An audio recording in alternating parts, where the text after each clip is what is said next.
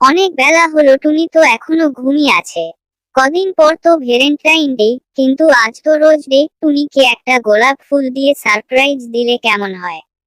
আমি এক্ষুনি যাব আর আসবো, টুনি ঘুম থেকে ওঠার আগেই আমি চলে আসবো।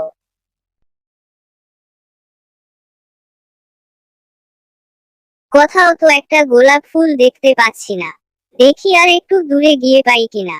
আহ, সকাল হয়ে গেছে, অনেক কাজ পড়ে আছে। আর টোনাটা না কোথায় গেল, আমাকে একটু বলার নাম নেই।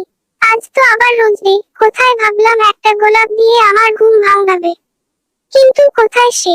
ওই তো একটা গোলাপ ফুল গাছ, অনেক ফুলও আছে মনে হয়।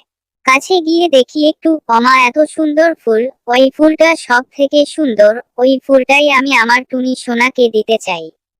দেখি তো ফুলটা তুলি। গো, ফুল গাছে কাটা আছে তো। গায়ে ভুসা হয়ে গেল। ওরে বাবারে, ব্যথায় মরে গেলাম রে। ওরে বাবারে, ব্যথায় মরে গেলাম রে, কি ব্যথা রে। কিন্তু ওই ফুল আমার লাগবেই।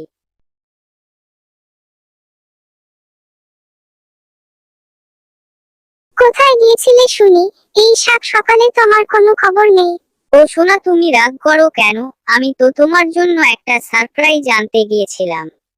কি সারপ্রাইজ দিবে আমাকে? কি এনেছো আমার জন্য দেখি? তুমি কি জানো আজ রোজ ডে, তাই তোমার জন্য একটা গোলাপ নিয়ে এসেছি।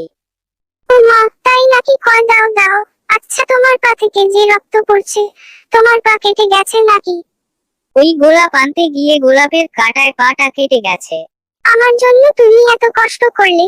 তুমি আমাকে সত্যি অনেক ভালোবাসো, তাই তো? হ্যাপি রোজ ডে সোনা।